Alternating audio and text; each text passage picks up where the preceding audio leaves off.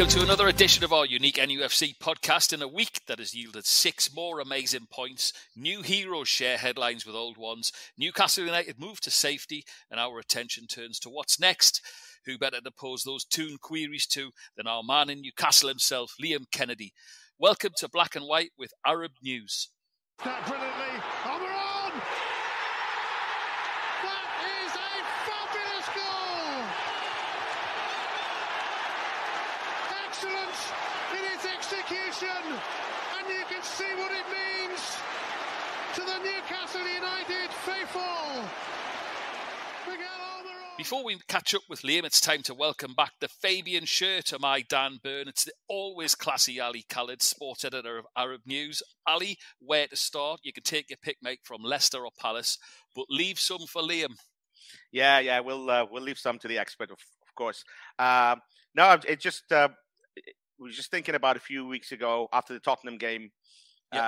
When even before the Tottenham game, we were saying that they'd lost 2 games on the trot, like very narrow defeats. They were coming up against Tottenham. I think I predicted a loss, but we were saying this is not the time to panic. You know, that Eddie Howe shouldn't panic, you know, even if the result goes against them, against Tottenham, which it did. And it was a very poor performance, but exactly what we expect from Eddie Howe these days. Stayed calm. I mean, there was no panic. We knew the next 3 home games. He said before those that, you know, these 3 games will define our season, and to get 9 points out of them, wow. Absolutely incredible. You know, I mean, the job now, I know mathematically you can say whatever you want, you know, like the job's all, you know, it's done almost.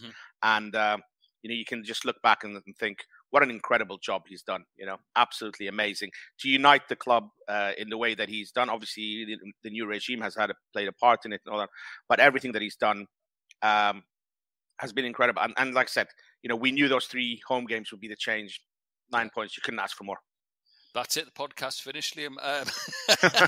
Listen, welcome again, Liam. It's great to see you, mate. And what I wanted to say to start off with, we'll talk about the effect those results have had. But St James's Park, you were just saying before we came on air, it's a different place. And I've had a couple of people tell me this week, it's very similar, the atmosphere to when we were going in the 90s and everyone couldn't wait to get to St James's Park. It's a phenomenal atmosphere at the minute, isn't it? Oh, it's absolutely incredible. It's great to be on, because I think the last time I was on would have been a long time before this sort of amazing sequence of, what is it now, 8 wins in 13 games. It's been quite an incredible calendar year for Newcastle United. It started off so negatively in many ways with a really, you know, the turn of the year, 11 points, going out the FA Cup to Cambridge. It really was, it was a moment for Eddie Howe, that one. They needed to produce something. They needed to turn it around and do so quickly. January, of course, helped them, but it's been remarkable, really remarkable. And one of the big turnarounds, you mentioned it there, Pete, is St James's Park. It's a positive place. You hear so many pundits and ex-players talk about the crowd at Newcastle United, saying, if you can get on top of this crowd, if you can turn it around, it becomes almost a toxic environment to play in. Doesn't matter what the scoreline is at St James's Park now. And let's not mess around here. Eddie Howe's played a big part. January, the way the team's playing, the takeover by the Public Investment Fund of Saudi Arabia is the main reason why there is this positivity on Tyneside, because people can see that there is an ownership model there who want to do things correctly for the football club. They want the football club to be successful, and that was never the case under Mike Ashley. There was always that niggling doubt that people had that he was fighting against the football club. Look, I'm going to put my neck on the line. I think he was most of the time for those 14 years. I think there was a lot of spite and a lot of anger because of the way he'd been treated in the first few years of his ownership. Sure. None of that now. It's an incredible place. And you do mention, you hark back to the mid-90s and the positivity that emanates from the terraces. It is just amazing to see. And big part in that war flags. You've seen, love it. You'll have seen the pictures, everybody, of Mirdad Qadusi waving a black and white flag. And then again, PIF chief Yasser Al-Ramayan yesterday getting in on the act. It's just a really, really positive place. There are so many people who've played a big part in that. And of course, the players as well. It has been an amazing turnaround. And I think what the crowd feel at the moment is this is only the beginning. I think there's a feeling that we're only just seeing the first stanza of what is at play here. Hasn't even been a full season of the new ownership. And already we've seen a transformation. A lot of people talk about the idea of steady growth. And I know that's something that the ownership model want to do. They're very keen to push the idea that this isn't going to be a splurge of signings and ridiculous money spent. It's going to be a steady investment, a steady growth of Newcastle United. But the Premier League's a funny place. It's a really competitive league. It's a tough league.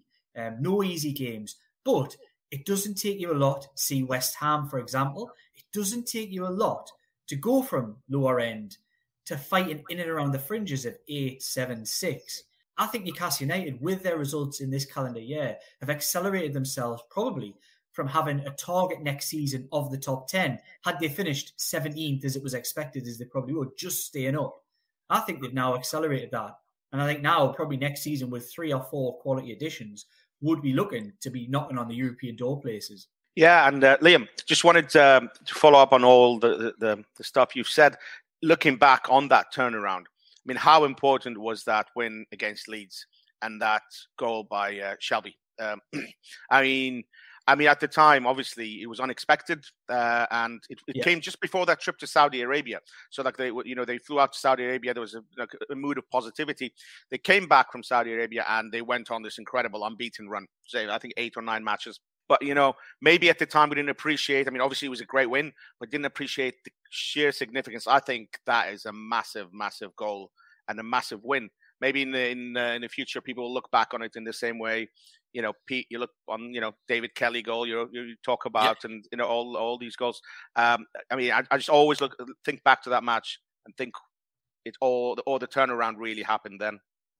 Yeah, I agree with you. It's a funny ground, Ellen Road. It's a real old-fashioned throwback. I think it's probably akin, the way the setup is there, it's akin to some League One and League Two grounds at the moment. It needs a lot of development.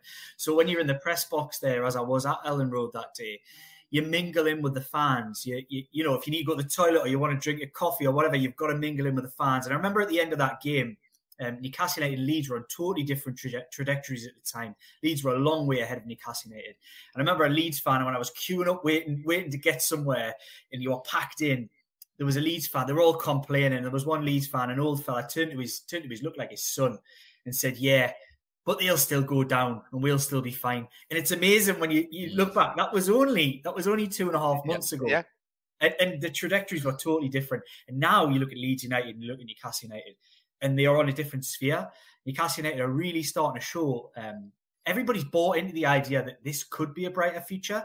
There was a fear at the start of the year that all the players playing for Eddie Howe, is there an idea that, these players know they won't be at the club next season or the season after, or they're on borrowed time? Well, I think just listening to interviews from people like John Joe Shelby, a real Marmite character at Newcastle United, I would say more hated than loved in a lot of ways because of his performances over the years. But you hear him talk in glowing terms, I would say, look, I understand that this club will outgrow me as a footballer, but I want to be part of this journey.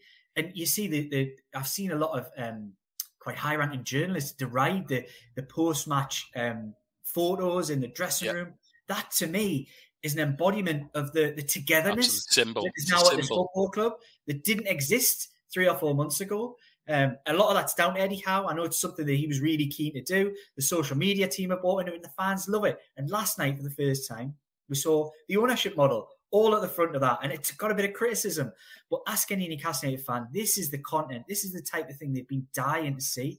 A football club which is fully aligned from the ball boys who were wasting time at times last night. You could tell they had the messages all the way up to the very top. And to Yasser El-Ramayan waving a black and white flag before the game and reveling in the victory and kicking a ball around in front of the dugouts with Jamie Rubin and Mirdad Gadusi with Amanda watching on.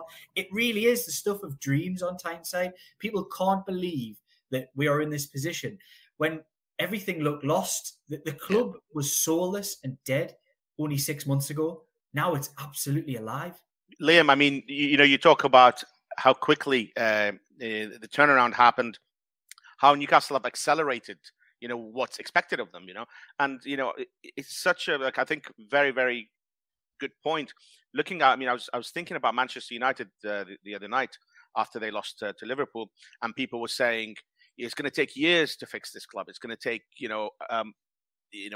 5, 6, 7 transfer windows. People saying they'll never catch on, and which is nonsense. I mean, you look at what Eddie Howe has done with one transfer window. Yeah, they spent a lot of money, of course, and we are talking in relative terms here. The goal for Newcastle was to avoid relegation, but look how far they've gone beyond that. And for Manchester United to say like we'll need 6, 7 transfer windows is insane. With the amount of money that they have. Yes, it's in relative terms, but if they're not careful, I mean, Newcastle will catch them. Not in relative terms, in actual terms. In next season, if Newcastle sign 3 or 4 players, like Liam said, and the trajectory continues as it is. What's stopping them from being around those like 6th, 7th, 8th positions, which is like where Manchester United are? It just goes to show that it just takes a good model and a real desire to change things. It is possible.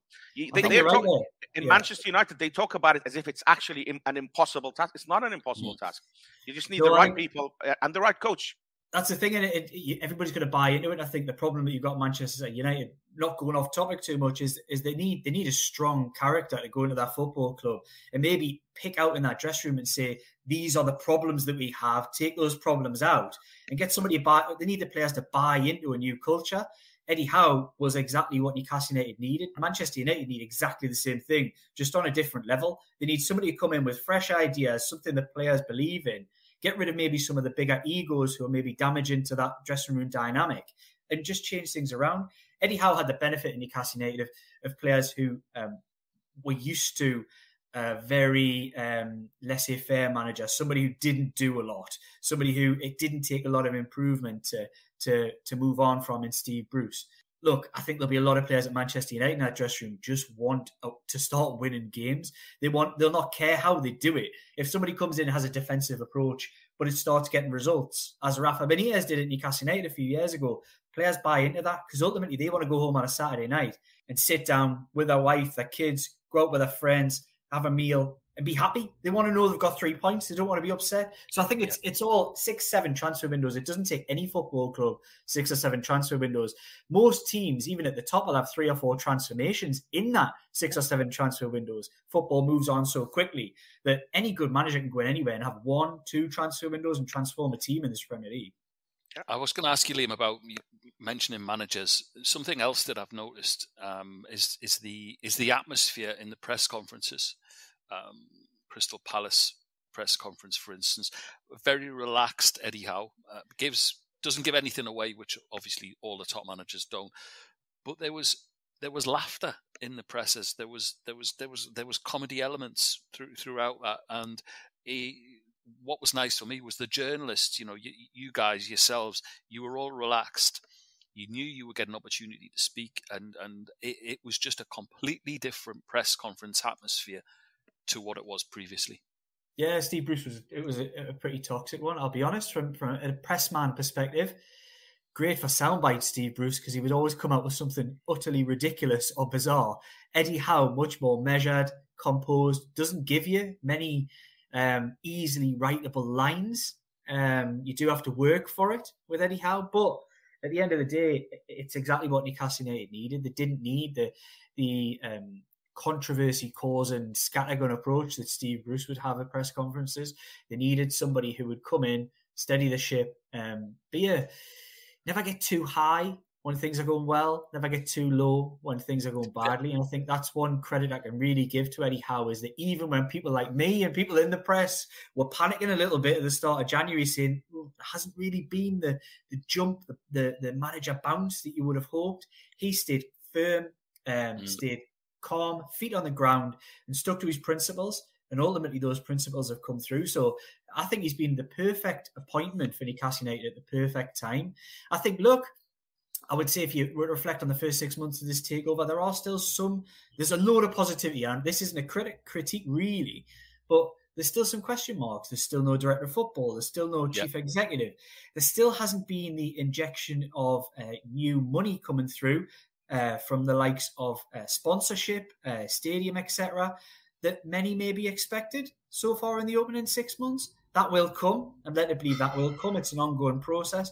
But there are still certain things that maybe if results were going badly, I think people would start to question and look to say, wait, is everything going in the right direction? Eddie Howe has almost bought a lot of time and a lot of calmness for the new owners. He's been the perfect antidote to the problem at Newcastle United. Look, and what I would say is people still question. I hear radio. I was listening to the radio the other day, pundits saying, Eddie Howe, he's not even at the level of Arteta. He's not at the level of this. How do Newcastle United expect to go up in levels with a manager like Eddie Howe? What I would say is we didn't know Eddie Howe was this good. And he's come to a football club of the level that he never managed before. And he's grown into the role and shown he can not only perform, but exceed expectations in many ways with the performances over the last 3 months. I wouldn't doubt the man. I think it'd be wrong to do so. There's no reason why a manager, given the opportunity, couldn't grow with the football club. And that's something that he's going to have to do because expectation will slowly increase in Newcastle United from the top and from the supporters. And Eddie Howe has shown so far that he can exceed that. Can he keep doing that level after level? I'm backing him. I think he's shown a lot of real qualities. And even if things don't go as everybody expects next season, has almost bought himself that time as well by the performances that they put in. Ali, he's a big one, Eddie, he uses the word reset a lot. And he admitted himself that he reset himself while he was out of the game. Because let's not forget, this is a man who was touted with Arsenal, England, Manchester United perhaps. And he said himself he had to go away, look at what his methods were. He's reset. He talked about Newcastle resetting. Something else that reset after the Tottenham game was his side.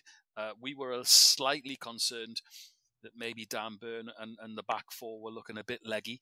But again, with him and Matt Targett, who, as you know, is becoming a joke on this podcast now, is possibly my favourite signing of the window. They've looked really steely again this week, Ali.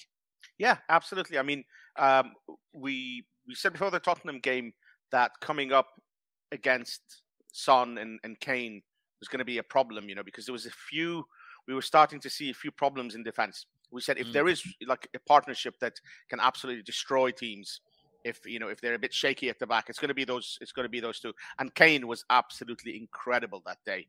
I mean, if you remember, he was just orchestrating. Someone called him Maradona. Yeah, he was dropping deep. His passing was sensational. Some of the best I've seen all season. So it could have gone. As we said at the time, this is not the time to panic.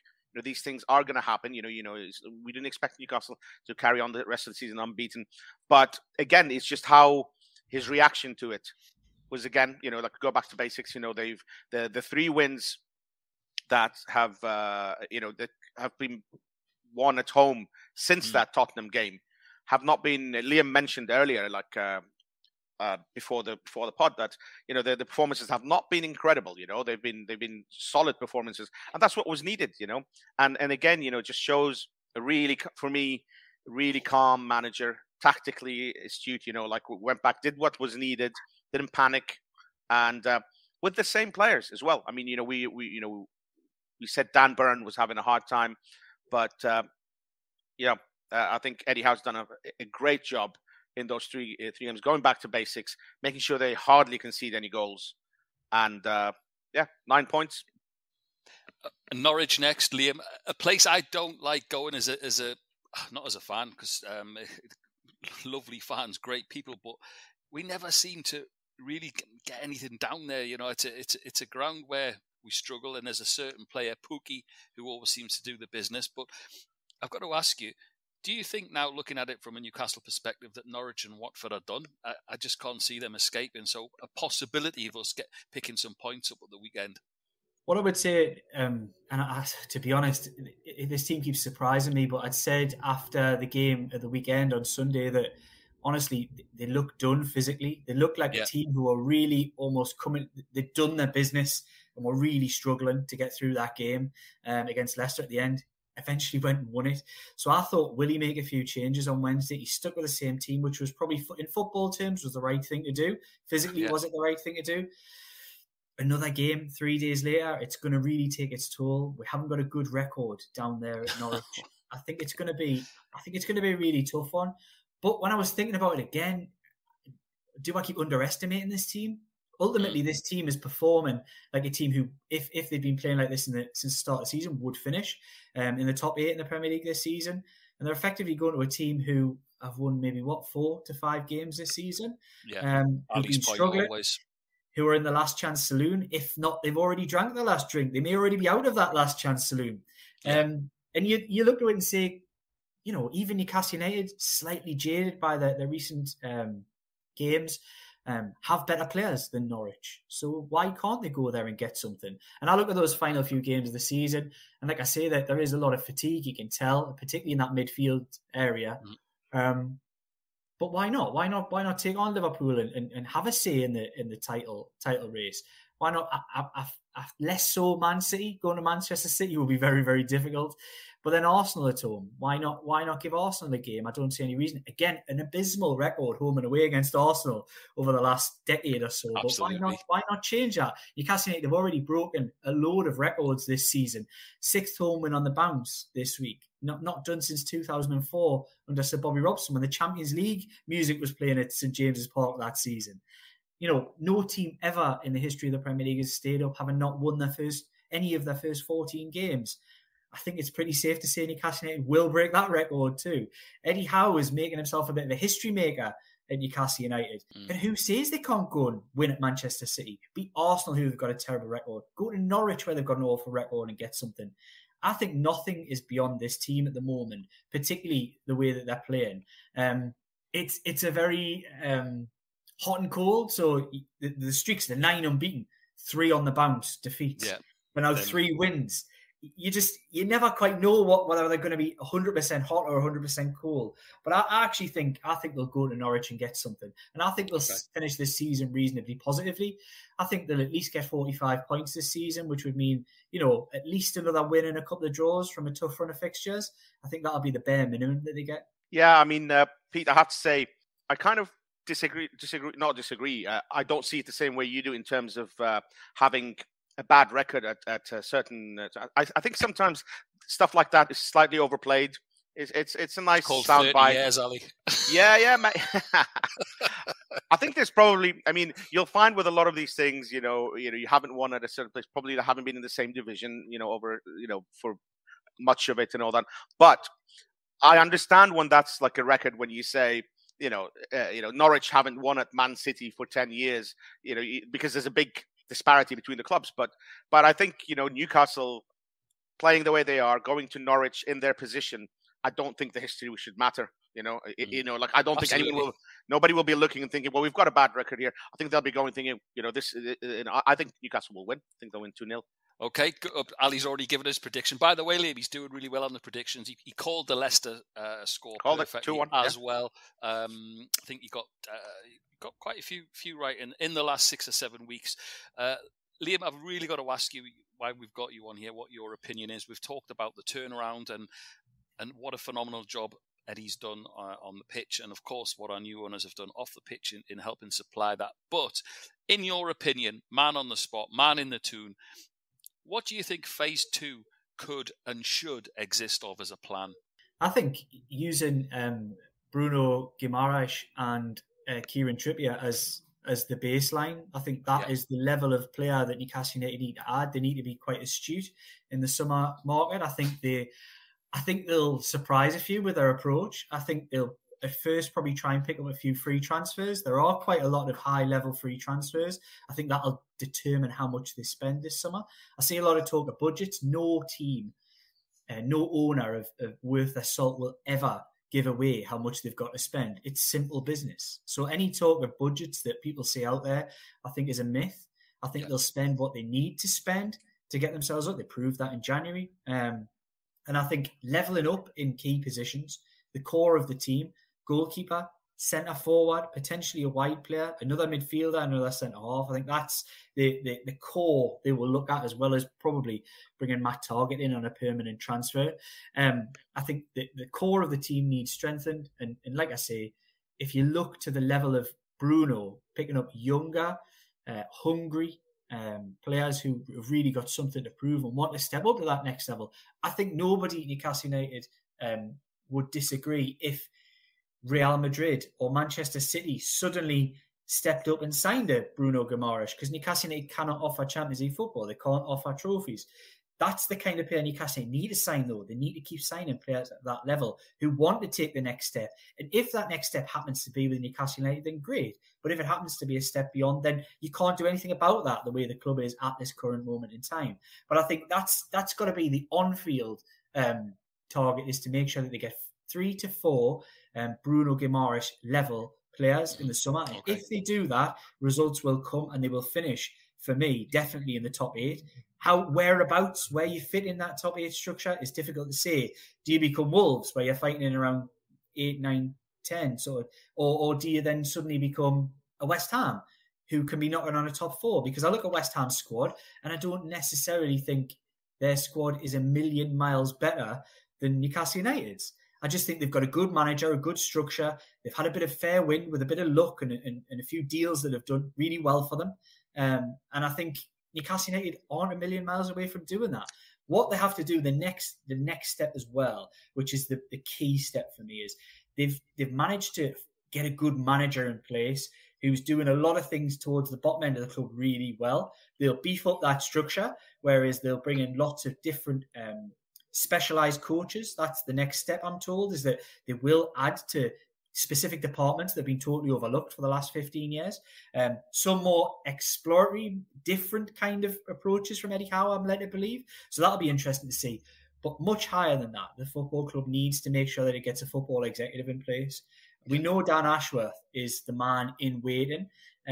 There's a reluctance to pay a significant fee for a director of football at this moment in time. I would argue, go and pay it, but it isn't my money, and that's why they're rich, and I'm not a rich man, because I would just pay the money and get it done. They'll do it right. They've proven so far that they will do things right at this football club. Getting a chief executive in is another key appointment, and just making sure that there are levels of executives at Newcastle United to do the jobs that the likes of Eddie Howe's been a de facto director of football. Amanda and Mirdad have been de facto, chief executives at this time.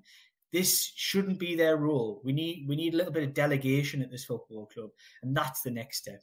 Beyond that, it's making sure that the new money which was expected to come through in terms of maybe stadium sponsorship, new shirt sponsorship deals, branding boards, training ground sponsorship, and potential training ground development. I think that's the next major step. That's the infrastructure that builds a football club, not just for now, which Eddie Howe is doing, but builds a football club for years to come, builds a football club for 15 years. Like what we've seen from Abu Dhabi at Manchester City.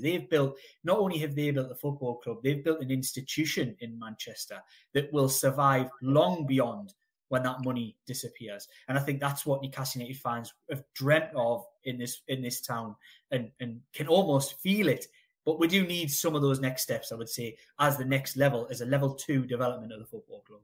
Just very quickly, I'll add to that in that, you mentioned earlier in the pod, Liam, that a lot of people saying, well, not enough money has come in, in terms